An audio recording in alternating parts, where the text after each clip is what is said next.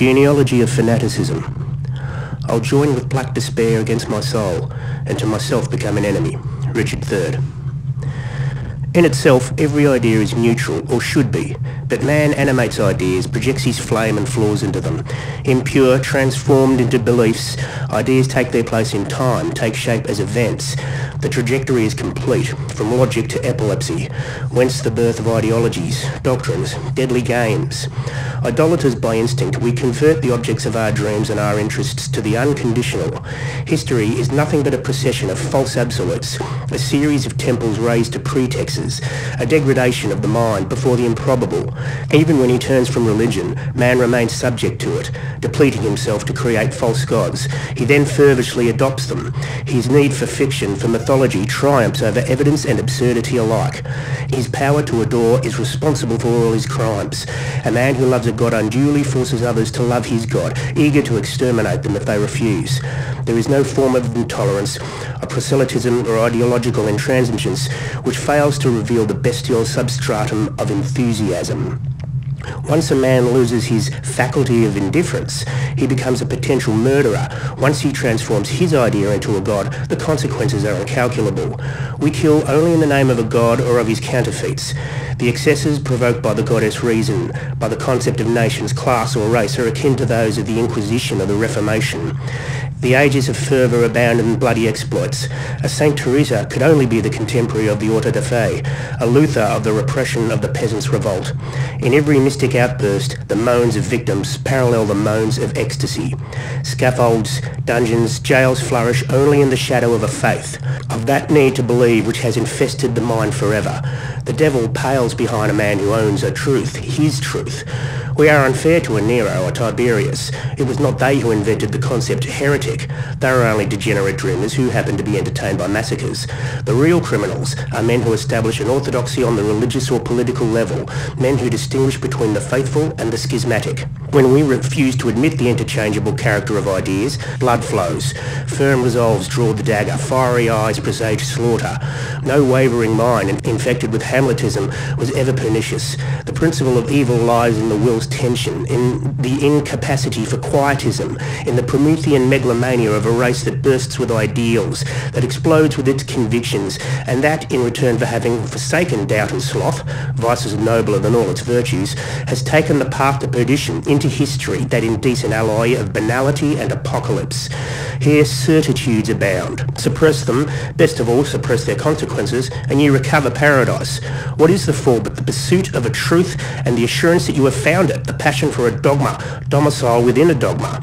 The result is fanaticism, fundamental defect which gives men their craving for effectiveness, for prophecy, for terror, a lyrical leprosy by which he contaminates souls, subdues them, crushes or exalts them. Only the skeptics, or idlers or ascetics, escape because they propose nothing, because they, humanity's true benefactors, undermine fanaticism's purpose, analyse its frenzy. I feel safer with a Pyrrho than with a St. Paul, for a jesting wisdom is gentler than an unbridled sanctity. In the fervent mind you always find the camouflaged beast of prey. No protection is adequate against the claws of a prophet. Once he raises his voice, whether in the name of heaven, of the city, or some other excuse, away with you. Satyr of your solitude, he will not forgive your living on the wrong side of his truths and his transports. He wants you to share his hysteria, his fullness. He wants to impose it on you and thereby disfigure you. A human being possessed by a belief and not eager to pass it on to others is a phenomenon alien to the earth, where our mania for salvation makes life unbreathable. Look around you. Everywhere, spectres preaching. Each institution translates a mission. City halls have their absolutes. Even as the temples, officialdom with its rules, are metaphysics designed for monkeys. Everyone trying to remedy everyone's life. Even beggars, even the incurable aspire to it. The sidewalks and hospitals of the world overflow with reformers. The longing to become a source of events affects each man like a mental disorder or a desired malediction. Society, an inferno of saviours. What Diogenes was looking for with his lantern was an indifferent man. It is enough for me to hear someone talk sincerely about ideals, about the future, about philosophy, to hear him say we with a certain inflection of assurance, to hear him invoke others and regard himself as their interpreter. for me to consider him my enemy. I see in him a tyrant manqué, an approximate executioner, quite as detestable as the first-rate tyrants, the first-rate executioners.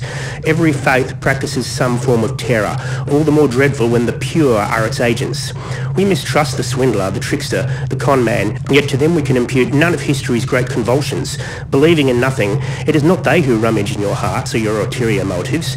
They leave you to your apathy, to your despair, or to your uselessness. To them humanity owes a few moments of prosperity, it is known. It is they who save people from fanatics' torture and idealists' destroy. Doctrineless, they have only whims and interests, accommodating vices 1,000 times more endurable than the ravages provoked by a principled despotism. For all of life's evils come from a conception of life. An accomplished politician should search out the ancient sophists and take lessons in oratory and in corruption.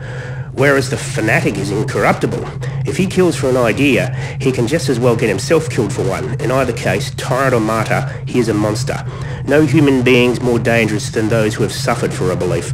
The great persecutors are recruited from among the martyrs, not quite beheaded. Far from diminishing the appetite for power, suffering exasperates it. Hence the mind feels more comfortable in the society of a braggart than in that of a martyr, and nothing is more repugnant to it than the spectacle of dying for an idea.